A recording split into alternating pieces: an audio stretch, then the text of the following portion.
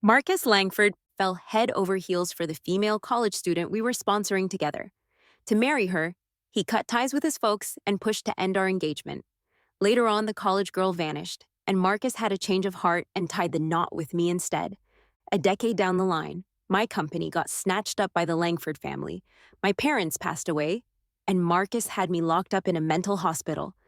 "This is your karma for breaking up Sophia and me," he declared. When I woke up, I found myself back 10 years earlier, right on the day Marcus wanted to call off our engagement. Facing Marcus's parents, who wouldn't agree to annul the engagement, I grinned and said, "Since you two really love each other, Mr. and Mrs. Langford, let them be together." As for my engagement with Marcus, let's annul it right here in front of everyone. When Marcus came to see me, I had been tortured out of shape, not sure if I was genuinely sick or not. As soon as he showed up, I rushed towards him, wanting to ask why he was acting this way. But before I could get close, the iron chain on my ankle tripped me up. My head hit the ground by Marcus's feet, making me look super pathetic. The doctor who came in with Marcus explained, "Miss Carter is seriously ill and keeps trying to escape, so we had to chain her up." While talking, he kept an eye on Marcus's face, not wanting to offend the guy who was now at the top of North City. But Marcus acted like he didn't hear him, keeping the same look he had when he walked in, staring down at me condescendingly. After a while, I heard him speak. "Olivia Carter, living a life worse than death isn't fun, right?" "Why?" I looked up and asked. With just a glance from Marcus, everyone else tactfully left the room. It was just the two of us now. He slowly crouched down in front of me. With a harsh smile, he said, "This is your payback for breaking up Sophia and me." "Sophia?" I thought for a moment before remembering a vague image. So he'd never forgotten Sophia Reyes all these years. Back then, I pushed Sophia away and forced Marcus to marry me. "Olivia, you never thought you'd end up like this, did you?" Marcus's tough shoe pressed down on my hand, grinding it. I winced in pain. Back then, Sophia clearly left after taking money from Mrs. Langford, so how did it become my fault for driving her away? Plus, later on, it was Marcus and his parents who came to my place to ask for the marriage. It was definitely them who begged me to marry Marcus. "When did I ever force you?" I didn't know which word ticked him off, but Marcus suddenly grabbed my neck. "If I didn't marry you, would your dad have helped the Langford family through the crisis? If this isn't forcing, what is?"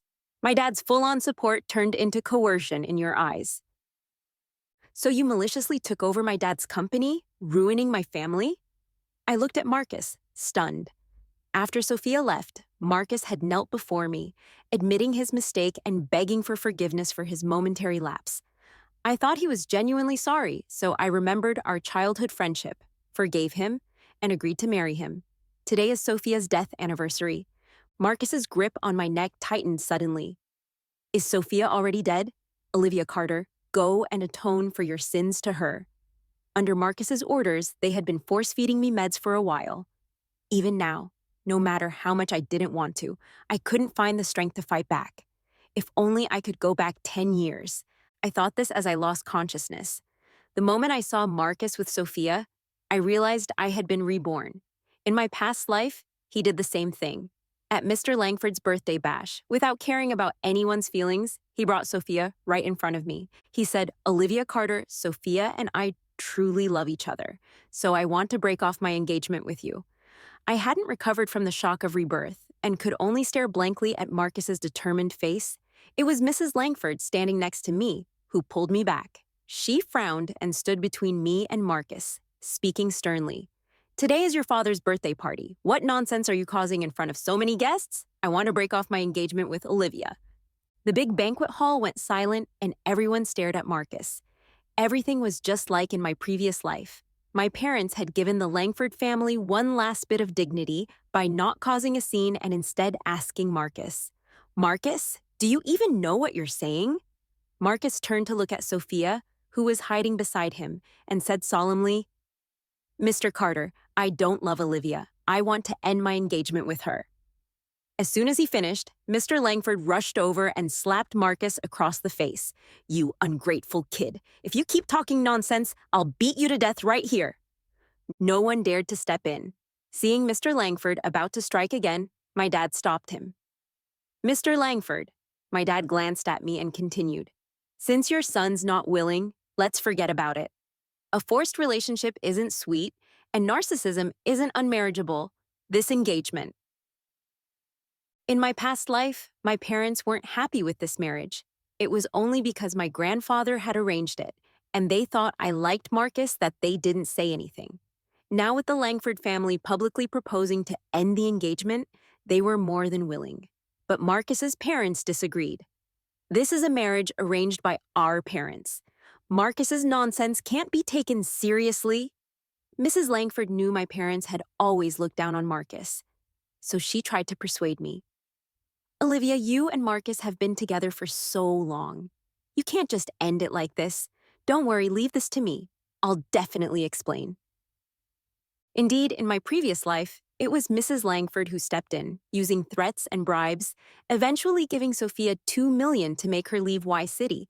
But 10 years later, Marcus blamed me and my parents for not being able to be with Sophia. Thinking of the resentment from my past life, I looked down and brushed off Mrs. Langford's hand. Mrs. Langford, since Marcus says you two truly love each other, you should let them be together. As for my engagement with Marcus, let's end it in front of everyone today. My voice wasn't loud, but everyone present heard it clearly. Mrs. Langford wanted to persuade me, but my dad stopped her. Since your son wants to call off the engagement and our Olivia agrees, then it's settled. After saying that, they took me away. On the way, my parents said many comforting words to me. Looking at my parents, whom I hadn't seen in a long time, my nose tingled, and I couldn't help but cry. My dad, just like when I was a kid, held me in his arms. Don't cry, don't cry. Our Olivia should always be happy. It's just a guy. Dad will find you a better one in the future. They all thought I was sad because of Marcus. Only I knew I was grateful that heaven favored me and gave me a chance to be reborn, letting me see my parents again. As soon as we got home, my dad mysteriously went into the study. Passing by, I heard him talking on the phone, seemingly mentioning me. Even though I was reborn, I still had the same nightmares from my past life. Early in the morning, I woke up from a nightmare. When I came out of my bedroom, I heard the doorbell ringing. Opening the door, a familiar yet strange man stood outside. Even though his almost perfect face was still familiar, his vibe was totally different from when he was 18. "Uncle Ethan?" I said, surprised. Ethan Morgan was also stunned for a moment when he saw me. Hearing me call him, he smiled slightly. "Why you so chill now? You never used to call me that before." Ethan was called to the study by my dad. When my mom asked me to bring some fruit, I overheard him saying, "I arrived around 4 in the morning. The old house wasn't ready, so I came straight here. I knew you wake up early, so I dared to disturb you." Didn't expect it'd be Olivia who opened the door. My dad frowned, looking kinda annoyed. "You waited outside for more than 3 hours? Why didn't you knock? We have guest rooms?" Seeing me standing there, my dad suddenly stopped talking. "This is Ethan Morgan, your grandpa's best friend's youngest son. Do you remember him?" he asked me. Seeing me nod, my dad's smile turned meaningful. "Good that you remember. Breakfast is ready, courtesy of the housemaid." At the dining table, my parents kept asking Ethan how he had been living abroad these years. With my older brother and sister around, you know my brother's temper. Ethan smiled helplessly, composed and elegant. I had no impression of Ethan's older brother. After his dad passed away, almost everyone in the Morgan family went abroad. Only Ethan stuck around North City to finish high school, but his dad had him in his later years, and the family doted on Ethan, especially his older brother and sister. So, over the years, Ethan should have been doing well abroad.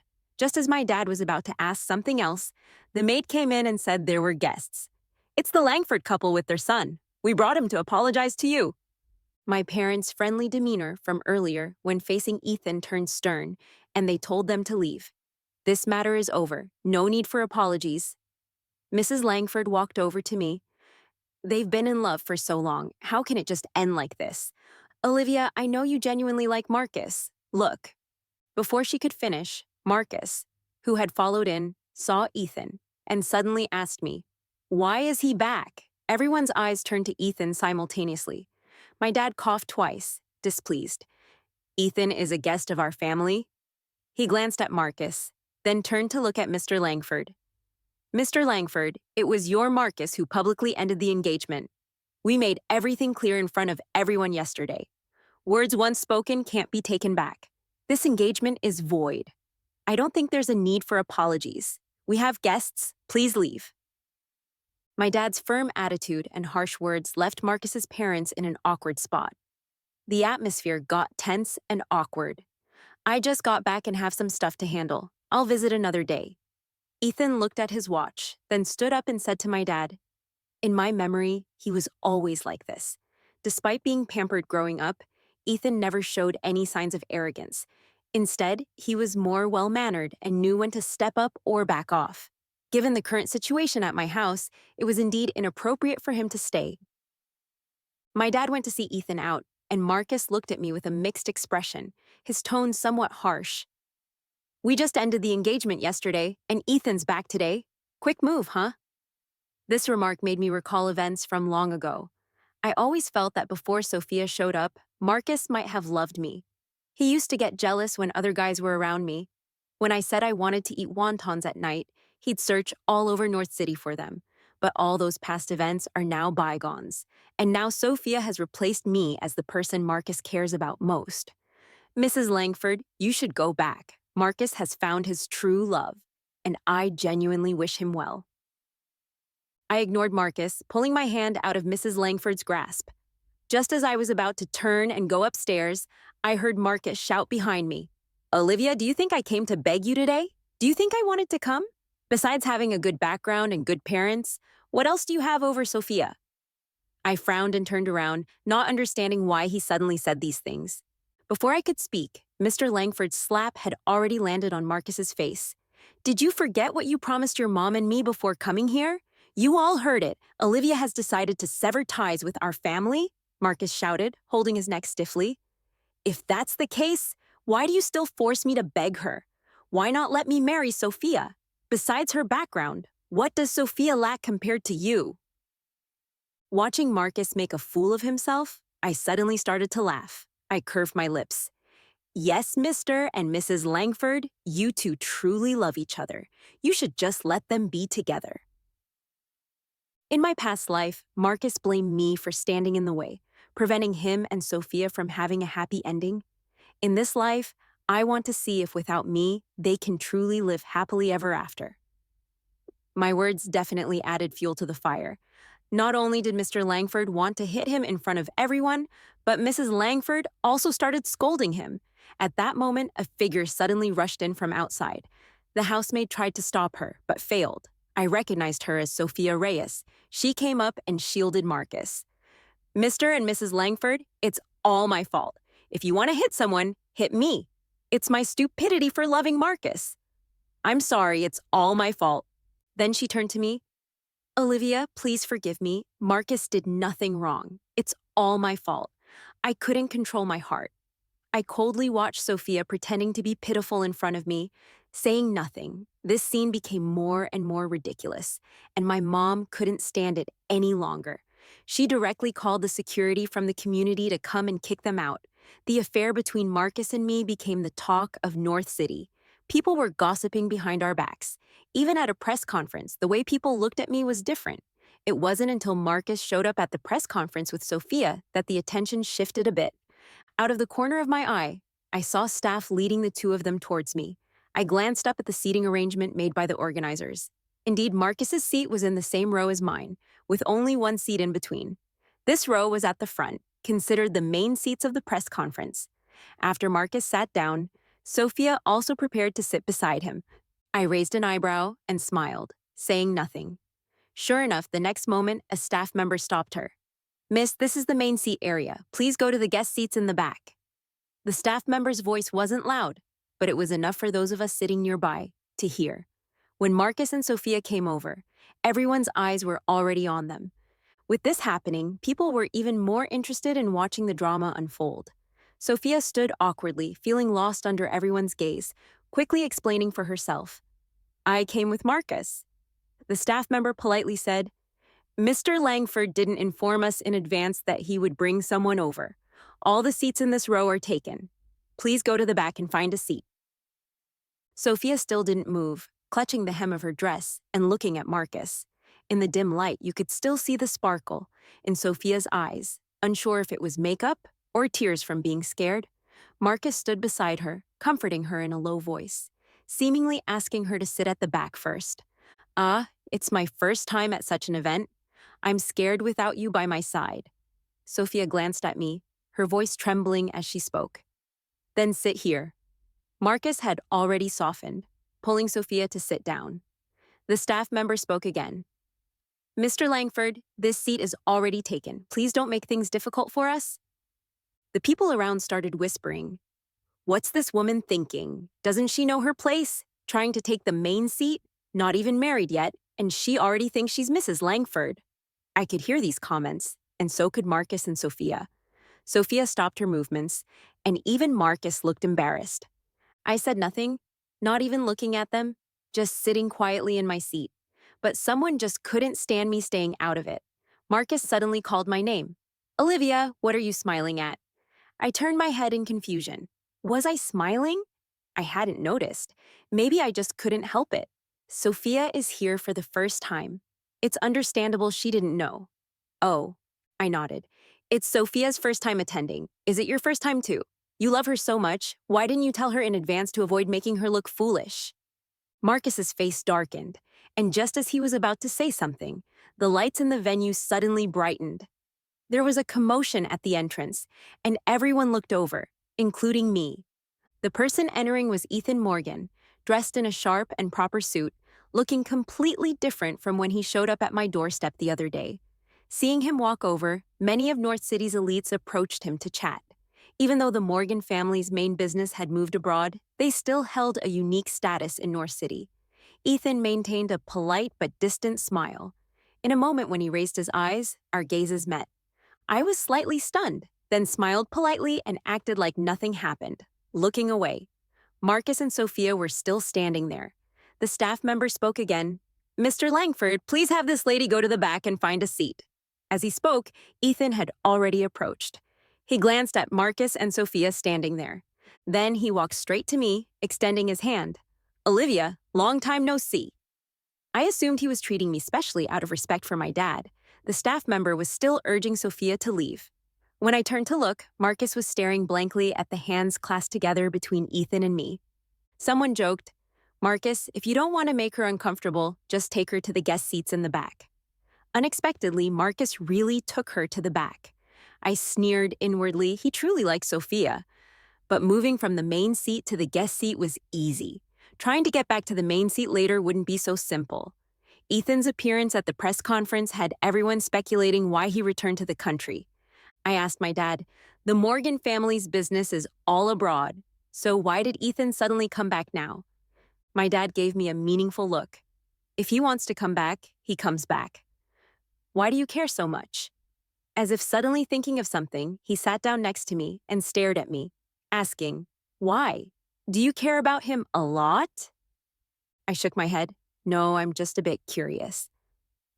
In my memory, in my past life, Ethan didn't return to the country at this time. I only remember that on the day I married Marcus, my dad received a phone call, and afterward, he seemed a bit distracted during the wedding. It was much later that I heard from others that Ethan had passed away. Speaking of which, the day he had his accident was the same day as your wedding to Marcus. My rebirth seemed to have indeed changed many things.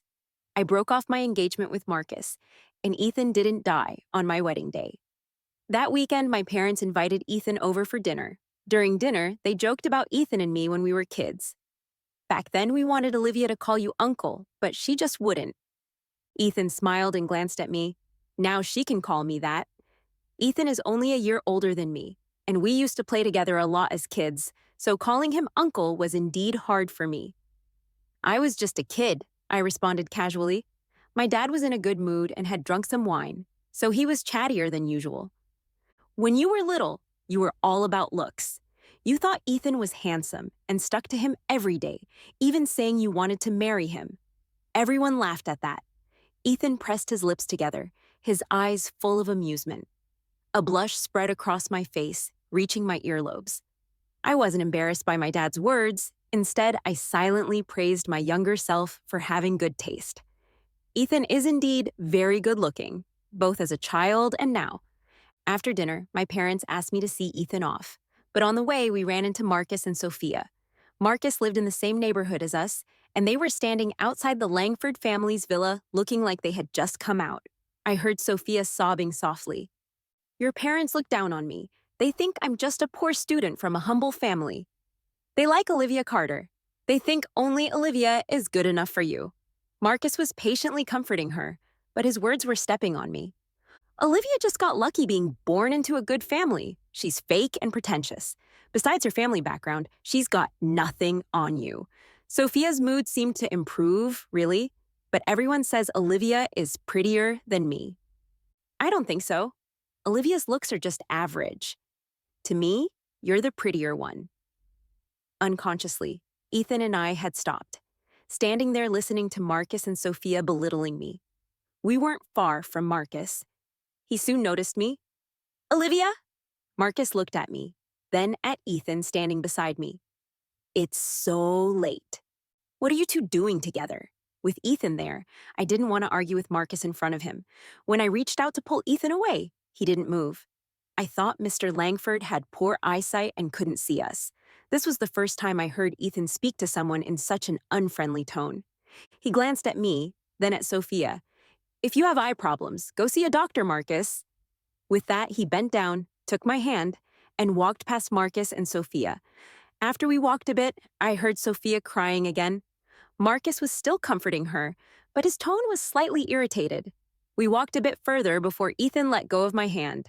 Sorry, I knew he was apologizing for holding my hand earlier. It's okay, I waved it off nonchalantly. It was a month later when we found out Sophia was pregnant. That woman even has a child now. Shouldn't the Langford family let her in? I think it will happen soon. The two people talking were female companions brought by Ethan's friends. At this time, I was sitting on the sofa in the club, half-heartedly listening to their conversation. Only I knew that the Langford family's financial problems were gradually becoming apparent, and there was no way Marcus's parents would let Sophia in. They were still counting on my Carter family to help them out.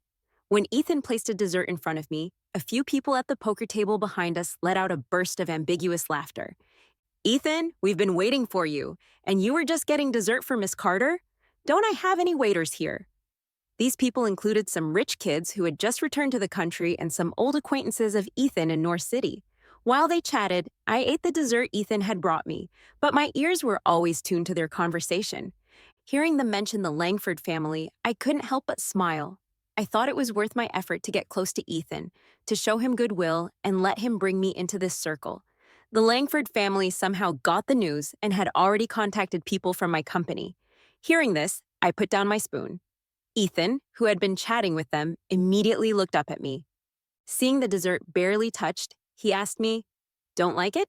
I shook my head. "I'm cutting back on sugar lately." He nodded and had someone take it away. His friends were calling him over to play cards, but Ethan didn't go immediately. Instead, he turned to me and asked, "Want to play cards?" I looked into his eyes, pretending to hesitate for a moment. "I don't know how." "No problem, I'll teach you." Ethan led me to the card table and sat down. "If you lose, it's on me. If you win, it's yours." As soon as he finished speaking, those people started laughing again. "All on Ethan? Then let's play big." Ethan seemed to be waiting for this remark, and he looked up at the speaker. "How about we bet on the deal between your family and the Langford family?" He smiled nonchalantly, but his light words left the people at the table a bit shocked. If we win, the Langford family's deal goes to the Carter family.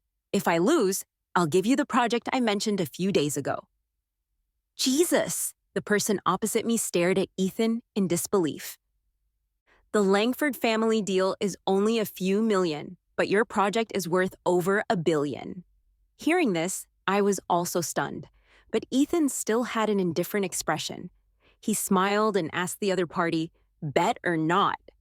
The other party glanced at me. "Bet?"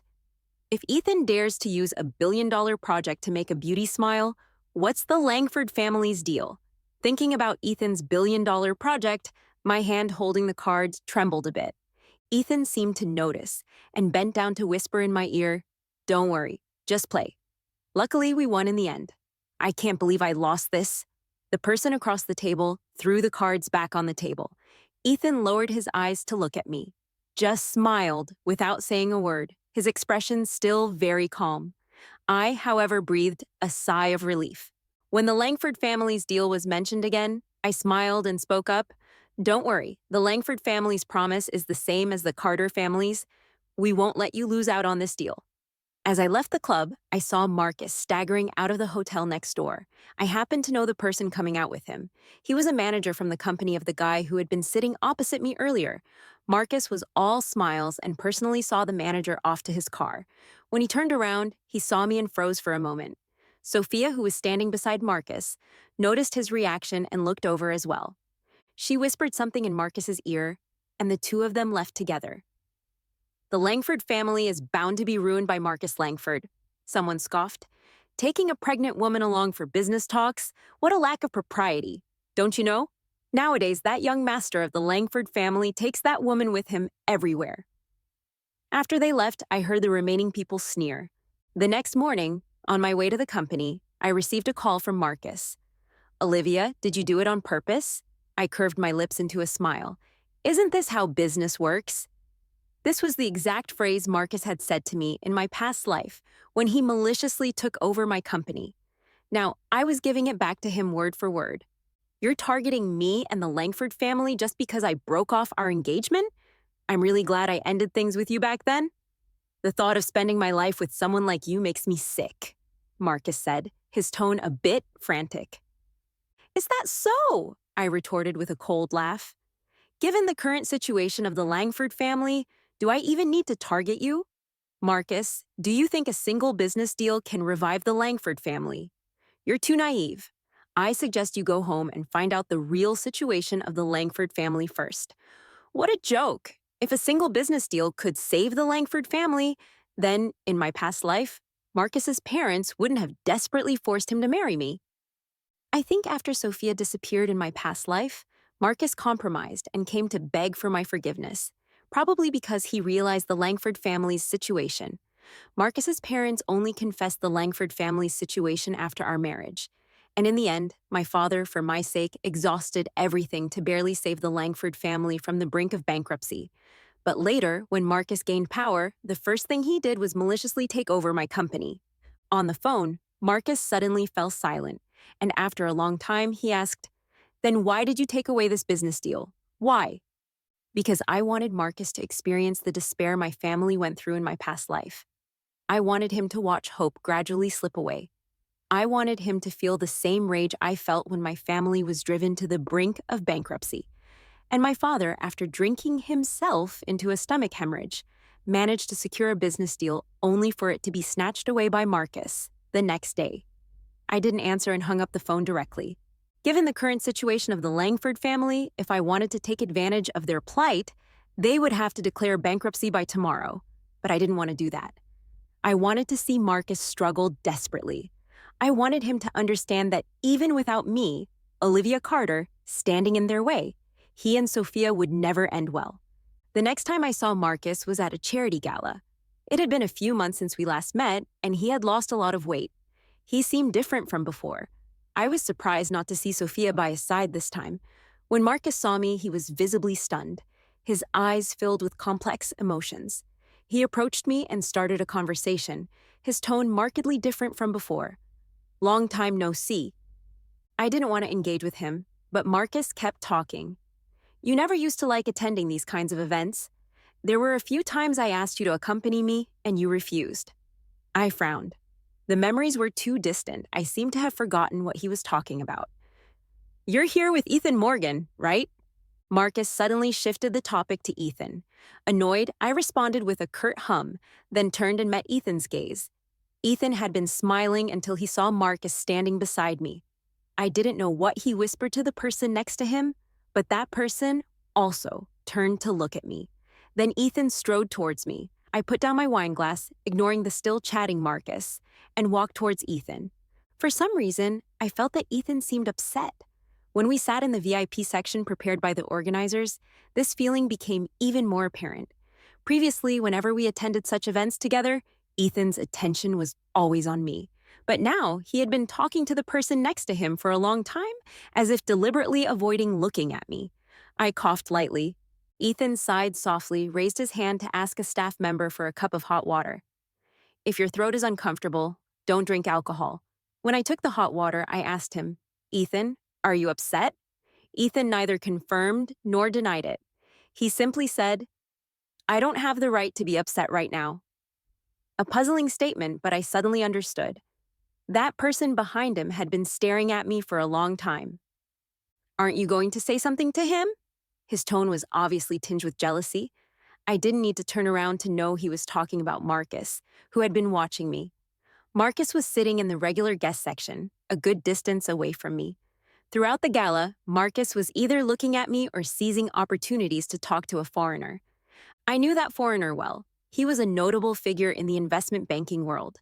In my past life, after the Langford family disclosed their situation, my dad went to great lengths to connect with this overseas investor to get him to help the Langford family. I hadn't expected Marcus to approach him on his own in this life. A sudden thought flashed through my mind. Seeing me staring over there, Ethan also glanced in that direction.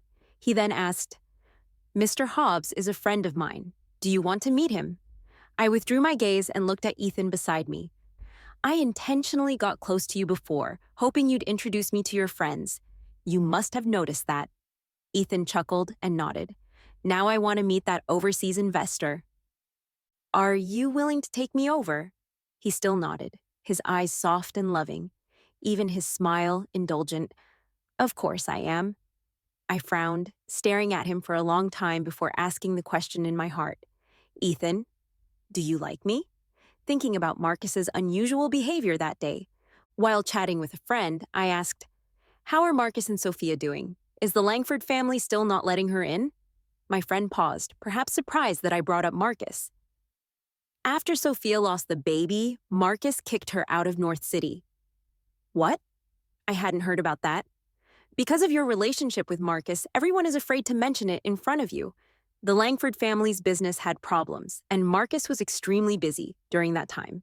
Sophia kept causing trouble, suspecting him of having someone else. During one of their arguments, somehow, Sophia lost the baby. By the way, did you know Marcus faints at the sight of blood? Marcus faints at the sight of blood? I've known him for 2 lifetimes and never knew that. When Sophia had a miscarriage, she bled heavily, and Marcus fainted at the sight of the blood. When he woke up, everyone said he had changed. Hearing this, my heart sank. It seems my guess was right. Maybe Marcus Langford, like me, was reborn. The overseas investor I met at the party last time is hosting a banquet in North City soon. I begged my dad to get me an invitation. My dad looked at me meaningfully and said, Ethan is really familiar with that foreigner. Why don't you just ask him to take you? I don't want to bother him.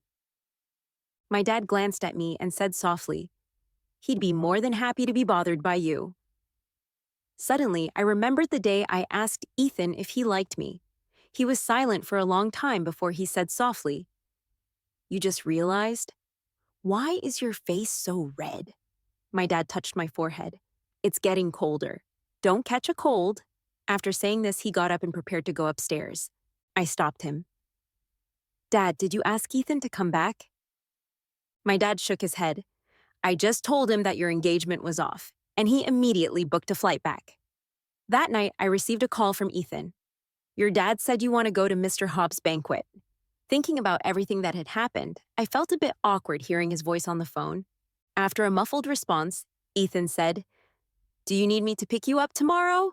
His low, husky voice through the phone made my whole body tingle. I declined. No, I can go by myself.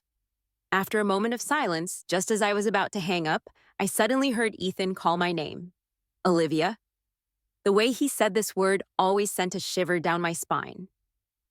You said you would consider me. Have you thought about it?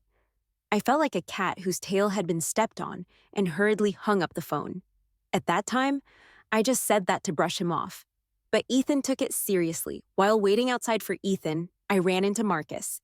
I turned my head, pretending not to see him, but Marcus approached me without hesitation. Olivia, you've come back too, haven't you? even though I had already guessed it. Hearing him say it still felt unbelievable. Marcus's smile was a bit dim. He said, "You hate me, don't you?" Without waiting for my response, he continued talking. "I'm sorry, I misunderstood you in our last life. After you died, I found out that Sophia took money from my mom to leave. From the beginning, she only approached me for money. Olivia." Marcus looked at me with deep affection. "I'm sorry. Can you forgive me one more time? Let's start over in this life. Be my wife again, and give me a chance to make it up to you." I stared at Marcus's hypocritical face and said, calmly, "No." "Why should I forgive you?" Marcus's face showed even more sadness. "After Sophia appeared in our last life, didn't you forgive me once, Olivia? Why not this time? You like me, don't you? You've always liked me. So what does my liking you mean? I deserve to be mistreated?" "Olivia?" Ethan's voice came from above my head. It wasn't until he draped a coat over my shoulders that I realized my body was trembling slightly from the sudden warmth. "Why are you waiting outside in such cold weather?" Ethan asked, ignoring Marcus and showing his concern for me. I smiled, looking up at him. "Didn't you have something to do today? Why did you still come?" As he passed by Marcus, Ethan glanced at him. "I was worried you'd be bothered by someone inexplicable." After saying that, he took me inside. At the banquet, Marcus stayed close to that overseas investor. From a distance, I watched the smile on his face and guessed he probably had reached an agreement. When Marcus noticed my gaze and looked over, I sipped my wine. Even I didn't realize my lips were curved upwards. "What are you smiling at, Olivia?" Ethan suddenly asked me. He had been by my side all evening, so none of my small actions escaped his notice. Ethan rubbed his fingers together and whispered, "I thought you came to make sure Marcus didn't succeed." Suddenly, his mood turned somber. Even his gaze on me became darker. "Olivia, you still can't let him go, can you? Do you still like Marcus Langford?"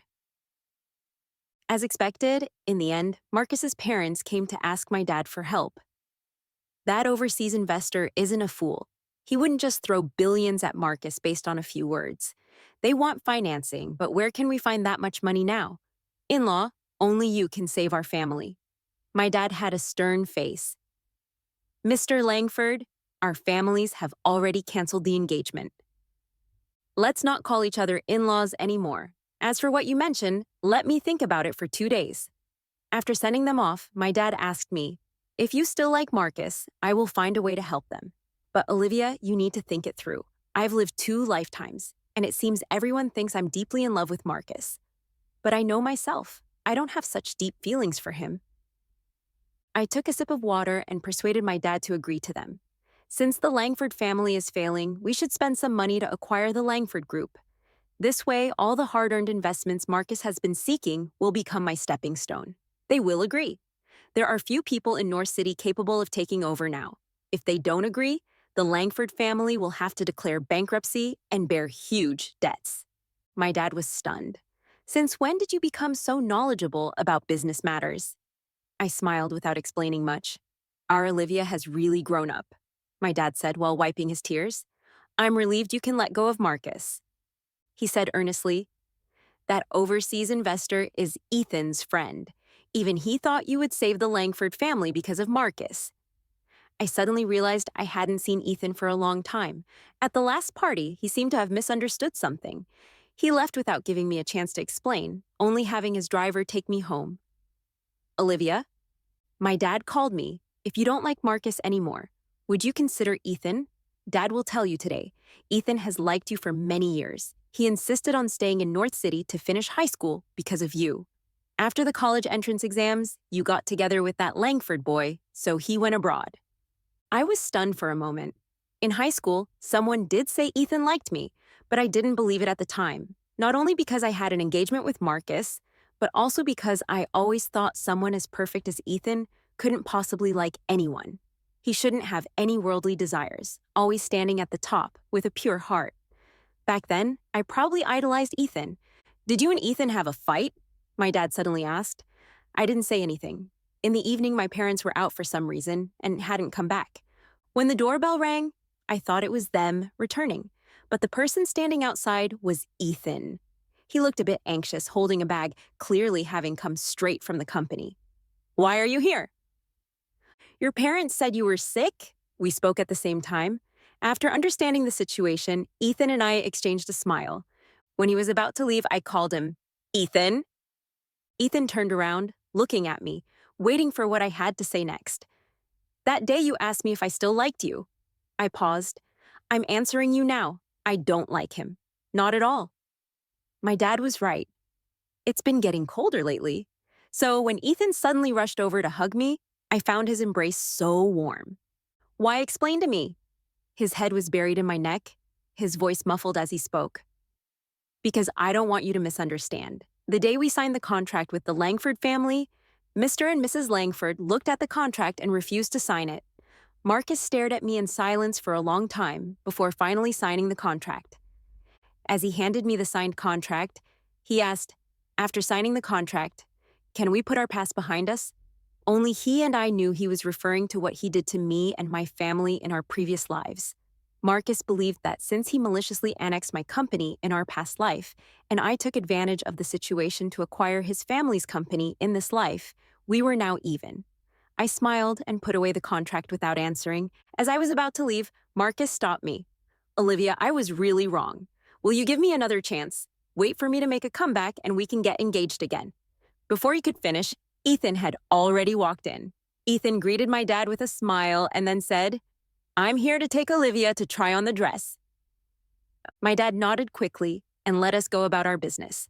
As we reached the door, I heard my dad say to Mr. Langford, our Olivia is getting engaged to Ethan. We hope you can come to the engagement party. Upon hearing this, Marcus suddenly went crazy and rushed out to stop Ethan and me. Olivia, you can't get engaged to him. What right does he have to marry you? I said, because he's a good match for me? Marcus, after today, you won't even have the right to appear in front of me anymore. When I saw the trending news about Marcus, Ethan and I were still at our engagement party. Sophia Reyes body found. Police have evidence of Marcus Langford murder. Marcus Langford arrested. After knowing that Marcus had been reborn, I guessed he wouldn't let Sophia go, so I had been secretly searching for her whereabouts. What are you doing here? Ethan found me outside the villa. He glanced at my high heels. Are you tired? I shook my head. It's too stuffy inside. I came out for some fresh air. But Ethan still held my waist and lifted me to sit on the handrail of the corridor. Wait here for me. When he came back, Ethan had a box in his hand. As I was guessing what was inside, he had already opened it in front of me. Inside was a pair of exquisitely crafted leather shoes. Ethan bent down to put them on me. The shoes are soft leather, very fitting and comfortable. When did you buy them? I asked him. Ethan smiled, his tone very light. I thought they would look great on you when I saw them, so I bought them. His gaze lingered on my feet, but his smile deepened. After all these years, I finally have the chance to put them on you myself. Later, when I went abroad with Ethan to sort out his things, I realized he was telling the truth. In his villa, apart from a bedroom and a study, every other room was filled with things he had bought for me over the years. There were precious jewels, exquisite dresses, high heels, and many expired lipsticks. Why didn't you send them to me? I asked him when I saw those things. Ethan smiled and took out a gemstone necklace from the display cabinet, putting it on me himself. Back then, I thought you liked someone else. His voice was a bit hoarse, so I didn't dare to disturb him. It was clear Ethan was trying hard to hide his sadness. I stepped forward and hugged his waist. Mr. Morgan, please feel free to disturb me more in the future. Ethan pulled me into his arms. I heard his clear voice in my ear, with a hint of a smile. He replied, All right, Mrs. Morgan,